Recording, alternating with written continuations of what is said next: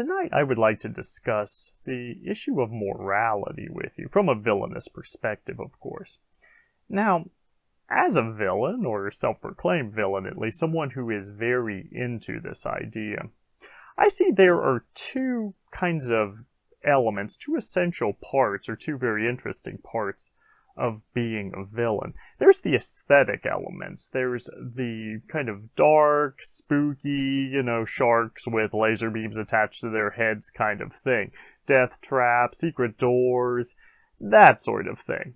Face masks, obviously. The cool, aesthetic, spooky stuff. Wearing ample amounts of dark clothing. But there's another element to this, too, that I think, in a way, is even more vital or more important, and in a lot of other ways is also more frightening to people. And that is the philosophical implications of villainy. What does it mean from a philosophical standpoint? What is evil? And for tonight's discussion, what is morality? Let's discuss morality. So, as a villain, it's probably not terribly surprising that I'm not a huge fan of the concept of morality. In fact, I kind of very actively suggest that you try something else. Now, I know what you're probably thinking. Well, wait a second. How could you not be a fan of morality? What does that even mean? Isn't morality essential? How could you not think being good is good? That doesn't make sense. What is this guy? He's trying to be an edgelord or something? What does that even mean? Here, bear with me for a second here. It's going to get a little philosophical, but I want you to bear with me and just try this on. Just see what you think about this. Okay. What I'm suggesting is that having a very standard moral outlook on life is not the best way to do things. And I guess I need to define best here for you. So what do I mean by best? Best meaning something that is most effective and will make you the happiest. Now, I realize that many people will say, okay, but being good guy is better. It's more effective. You treat people well, you do the right thing, you get good things. Actually, for the most part, that is accurate. That is true. But how many times do we see that backfire? And by the way, I'm not just talking about backfiring in the sense of okay, I did the right thing and I didn't get what I want. That can happen oftentimes. In fact, you can't control that either way. You can do even what should be the most effective thing, whether it's good or bad by any definition, it still might not come out the way you want. So that's really hard to gauge. But what I'm actually talking about is how many people who are trying to be good, trying to be moral, come out like being total assholes. This is a thing. In fact, many of the most insufferable, just terrible human beings I've ever had the displeasure to ever encounter have been people who believe so fervently in their own morality. They believe that they are doing the right thing.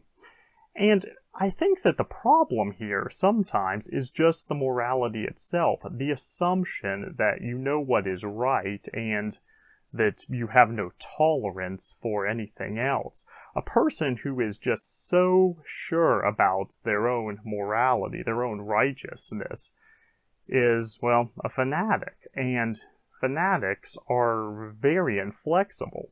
And this very inflexibility that fanatics have tends to make their lives pretty miserable. These people are rarely happy, because guess what? You can't control the rest of the world. That's right. You can say that I believe this is right, this is what I should believe in, this is what everybody should believe, this is the right thing. But not everyone else is going to believe that, and that's the catch right there. And if you live in a world where everybody else doesn't believe what you should believe, or even a sizable amount of the population does not believe what you believe or what you think they should believe, then you're going to be kind of miserable because you can't change that. People are going to do what they want to do. They're going to believe what they want to believe. They're going to act how they're going to act. And there's nothing you can really do about that. So the more morally certain you are, the more righteous you are in whatever cause, belief, political agenda, ideology you have, the more miserable you're likely to be. Oh, and by the way, this doesn't just apply to serious topics like politics or religion or things like that, does it? You see this all the time in entertainment too, don't you? Fans of certain types of musical genres, like, you're not metal enough. That's not really metal. You're not a real rapper. You're pop. You know, it's kind of ludicrous if you really think about it. In all kinds of cultures, you see this level of fanaticism. You see this kind of feeling of, you know, you are wrong because you are not following my blueprint, my plan for what needs to be happen for this to be right, for this to be correct, for this to be the pure type, for this to be right, for this to be good. You know, geek culture, you see this all the time in geek culture there. You watch dubbed anime? What the hell? You know, you're no otaku, you're no fan, what the... And anytime you see this, anytime this occurs, what you're really seeing is a lack of flexibility. And the problem with this is that flexibility is such a huge advantage in life. Being able to be flexible, the more flexible you are, the happier you are. Basically, it's that simple. Because life doesn't always go the way you want it to. Other people don't always do what you want them to. And the more you can accept that, the more you can be flexible, the more you can see stuff and go, okay, well, that's all right. That's not the way I think about it, but yeah, that has a right to exist. I can live with that. Or even if you don't really like it, the more you can tolerate things, the happier you're going to be. And of course, this also has a major impact on the way you're going to treat others, too. Because we live in a world with billions of other people who don't necessarily think the way you do. And our ability to get along with them is such a vital part of being able to just be happy, make a living, exist in this world. And this world is becoming more and more interconnected.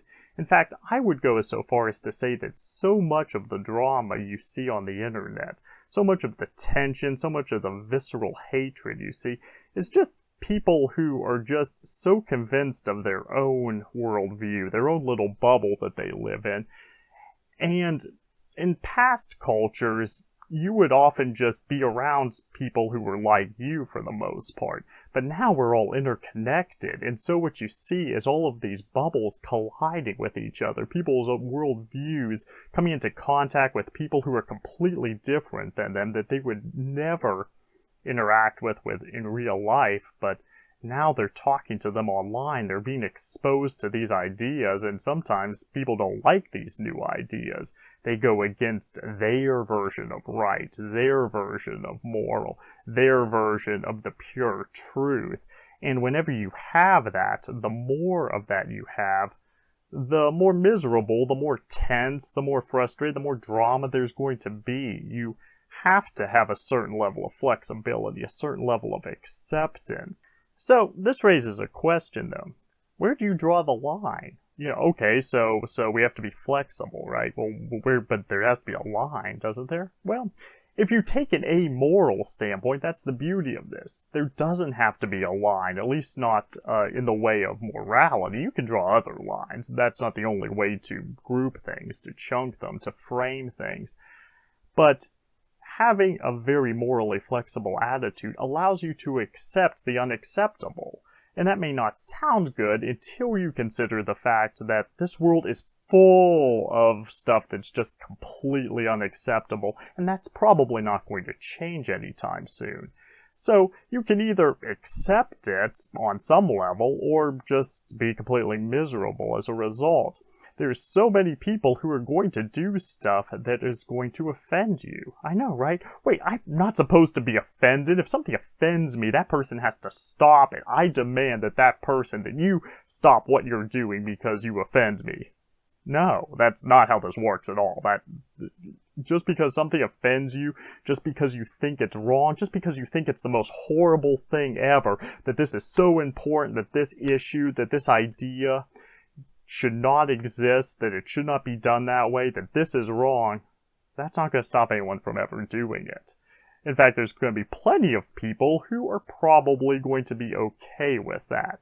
Now, there is an argument to be made, and I've definitely heard people make this argument, that there are certain moral virtues that everyone agrees on. But is that really true? No matter what you think is wrong, no matter what you think is completely terrible, completely despicable, I can practically guarantee you that there's been some person, possibly lots of people, sometimes even entire cultures or civilizations in the past in history, maybe even around right now, that think whatever you hate was a good idea. And who's to say that they're wrong and you're right? Well, you are, obviously, because your opinion, that's what matters, right? Well, it matters to you, and I do believe in this idea of kind of self-godhood, of being, you're irresponsible, you get to decide, you get to call the shots. That's completely valid, it's reasonable. But you don't really get to call the shots for other people, and more importantly, you really can't. You don't have a say in what other people are going to do or think. But let's say you agree with what I'm saying, or at least on a logical level you can understand that there may be some good points here about why being too morally righteous, why being too fundamentalist in anything, why being too extreme, too fanatical in your beliefs might not always be the most optimal choice for getting along in the world and being happy, being effective. Well, okay. What's the other alternative there? Let's say you feel these things. What do? Are you saying, do I just abandon everything that I care about? Do I just let go of all of my standards? No, of course not. You don't have to let go of your standards. In fact, I believe that standards are very important. And everyone has them, believe it or not. Even people who don't seem to have standards definitely do. But the difference in people is the way they frame these standards, the way they see the world, the way you look at stuff, the way you frame things determines quite a lot about how you perceive stuff. This has quite a lot to do with the stories that we tell ourselves about our world and what meanings we interpret, how we decide what something means to us there. Because based on what our story is, that will determine how much we can tolerate. So, for example, let's take a really obvious example in what we're talking about right here. If you did want to become a little bit more morally flexible, one of the ways of doing that would be to tell yourself that that is itself a virtue, that being more flexible in this way will make you a better person, a more intelligent person, a more effective person, maybe even a kinder person. If you find being too judgmental doesn't serve you very well, then you have to decide that being judgmental is bad and that being more flexible is good. That's just one example of how to reframe that kind of thing. You have to change what you believe. You have to change your story about what that means. What does it mean to be righteous, to be right? Is that the most important thing to you? Is getting along with other people more important than being right? And is being effective more important than being right? Is being intelligent and effective more important than trying to force your will on other people, which, by the way, is not very intelligent because it will not work anyway, so there you go. And we know that. One of the hardest things for people to really accept is just this idea that morality really is an opinion. It's not a fact. And so when people think about it like this, that it's really just an opinion, this is kind of terrifying to people because it takes away their certainty. People love being certain, especially about their own judgment. They love to feel, okay, yes, I am certain. I know this is right, this is wrong. Above all else, I know that's the case. But then you have to ask yourself, well, okay, so is everyone who doesn't believe that? Are they just wrong? Are they liars? Are they stupid? Well, obviously, of course they are, duh. But maybe there's something else going on here. Maybe it really is more of an opinion than a fact. Maybe right and wrong are not these universal principles, but they are simply just interpretations that our brain makes up. Does reality, does the universe really care about us? Does it really care about our standards? Does it really care about what we as individuals interpret as right and wrong? I would say the evidence says no. I would say the universe is largely indifferent. Nature, Darwinism, chaos, the cosmic nothingness out there, none of this stuff really cares about us, and definitely doesn't care about our own individual perceptions of right and wrong, or the rules we make up for ourselves. Rules that can change, and by the way, do change even throughout our lives. Think about that for a second. Was there ever a time that you believed something morally, had some kind of standards, values, virtues, which now you don't adhere to quite the same way, that you have a little bit different take on because you've had different experiences that have grown and shaped you? My guess is you probably do. In fact, do you ever break your own rules? Do you consider yourself an honest person? Well, if that's true, then I'd ask you the next question. Do you ever lie? And my guess is the answer is, of course, going to be yes, because sometimes it helps to bend those rules a little bit. Sometimes we see the necessity of that. Now, take that concept of necessity, a little white lie there, even though you may consider yourself an honest person, and expand that a little bit. Because guess what? There's a lot of necessities that may cause you to have to bend your own rules a little bit. And I'm not saying that's a good thing, but it does make you question whether or not your rules are really appropriate in this situation. Is your framework, is your mental blueprint, this idea of how you see the world and the way things are supposed to be, really how it is and really going to be effective? Is it really helping you or anyone else? You have to really ask these kinds of questions. Does what I believe actually make sense? Does this really help anyone? Is it really doing what I really want it to do? And is there a more flexible, more effective way I could go about this that'll help me to adapt to each situation in the world better? Because chances are you're going to encounter lots of different types of people with lots of different views on things. And by the way, this is something that I've had to learn personally, because almost nobody agrees with everything that I say or do. Sometimes I feel like such a weirdo, it's just amazing. So I've had to really learn this the hard way at a very young age, that lots of people are not going to agree with me. And they aren't going to do things the way that I think they should be done, and that's just the reality of it. And it's kind of interesting to me because I see people all the time who just sort of expect the world to do things their way, expect to have things conform to their version of right. Like the world has to conform to me. No. Think about this from an evolutionary Darwinist standpoint. You have to adapt to the world. The world isn't going to adapt to you. It really won't. Maybe if you get lucky, there might be some kind of social movement or change in standards that'll help you out a little bit, but in the grand scheme of things, you're really not likely to have the world specifically customize itself to you.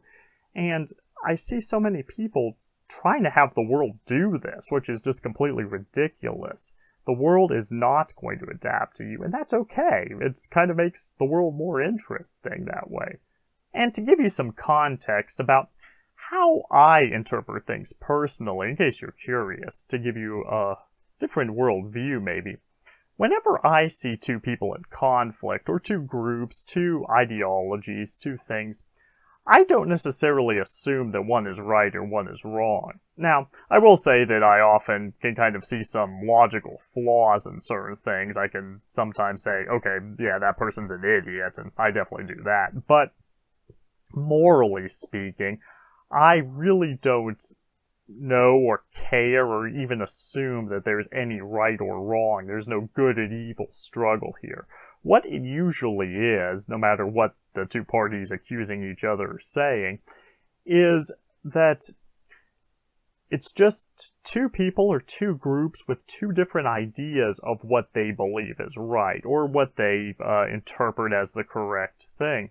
And neither one, despite what anyone else says or whatever any other standards are, is necessarily morally correct. Because in my mind, there is no morally correct. There is just opinion. Anytime you have a, quote, good or evil struggle, it's all just opinion. And we have to remember that wonderful quote, every villain is a hero in his own mind. And that's how the world works. Everyone who makes a decision, who has a worldview, is coming from a place where they think their idea is right.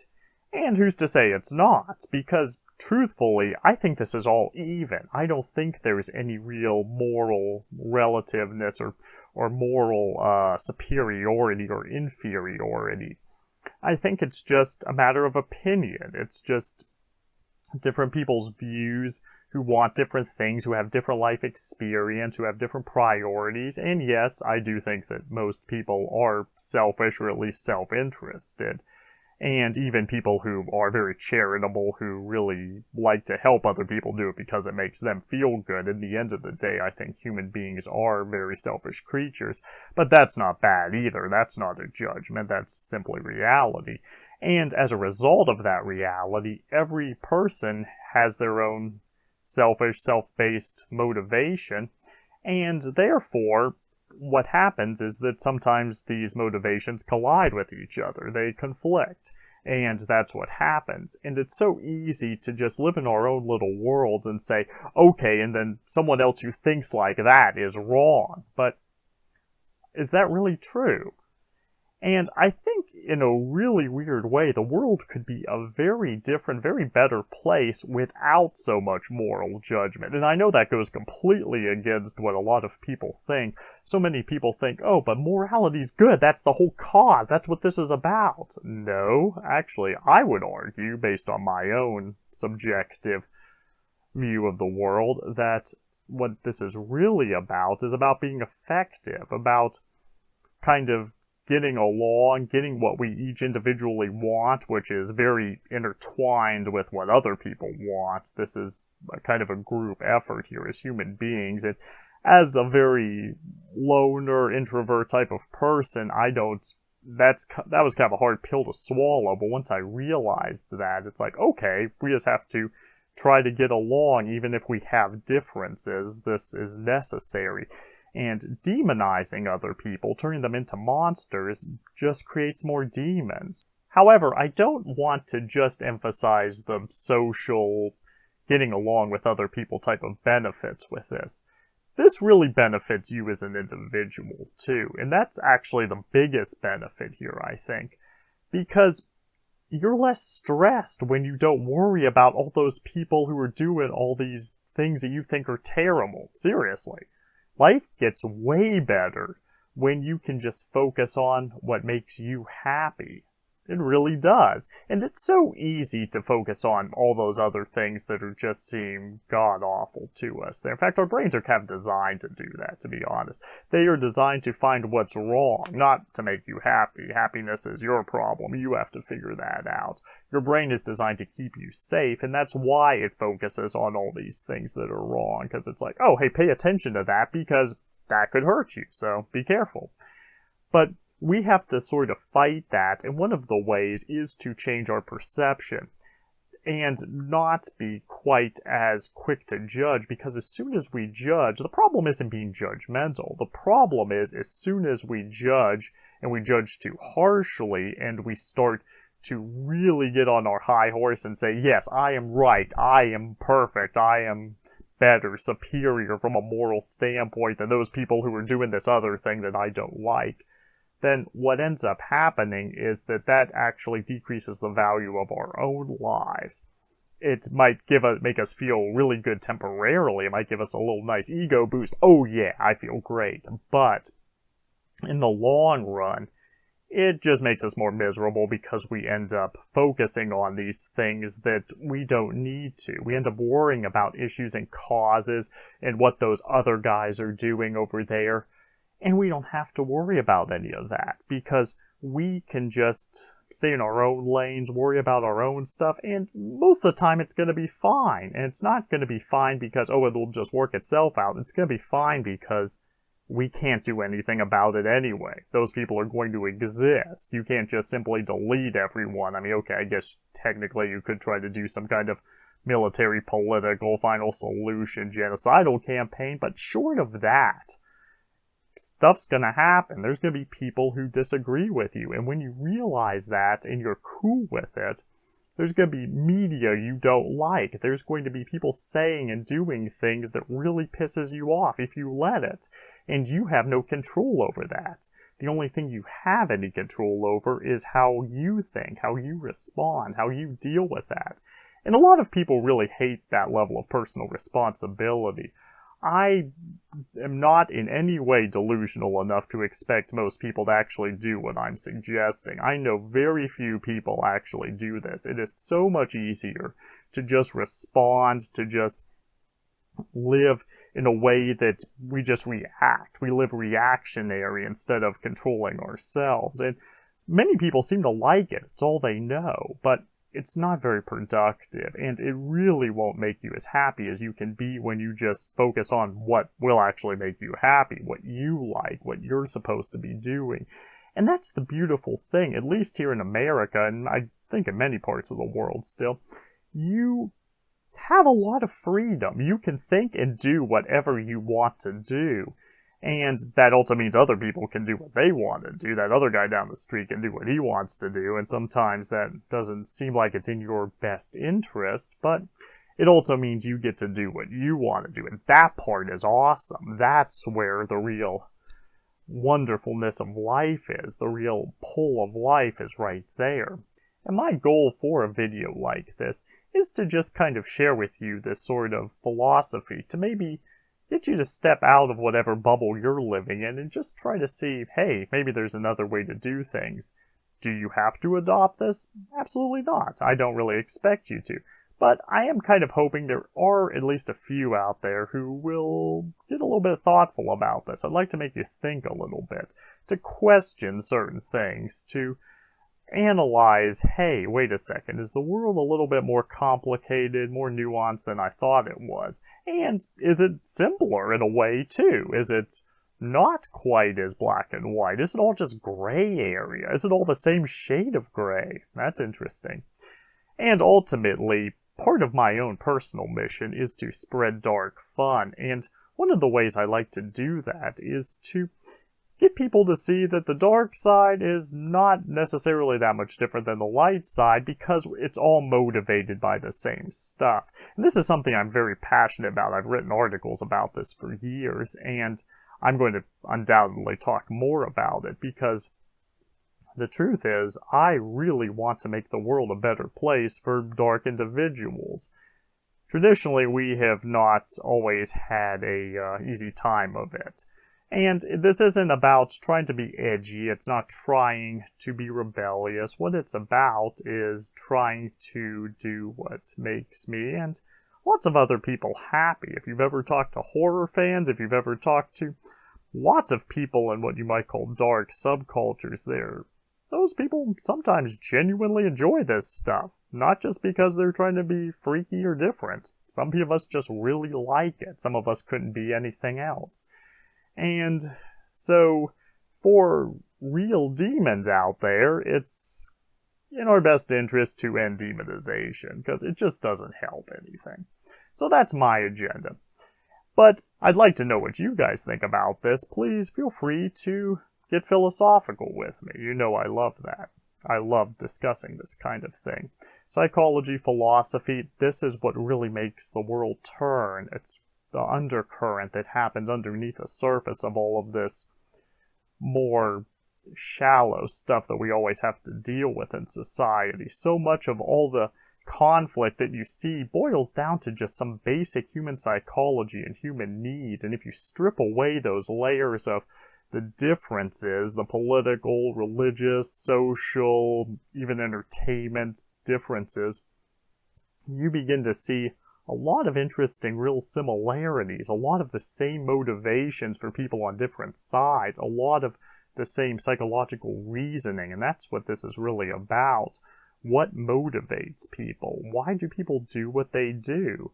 And how do we not, if not find common ground, at least get a better understanding? Even if you consider these people your adversary, having an understanding of those people, knowing what makes them tick, is always in your advantage. And knowing what makes you tick, well, that's just game over right there. That is just amazing. And the more we can do that, the more we can understand about ourselves, the more power we have over our own world. And you know I really love that.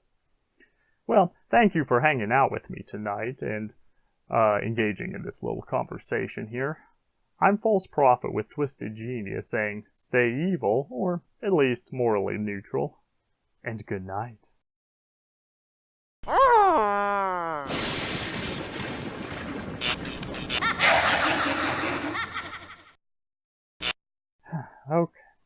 Okay, well, I've been working all night. It's 4 a.m., and I am vehemently morally opposed to not going to get breakfast tacos right now.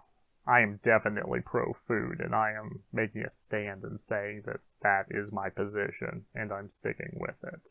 No flexibility.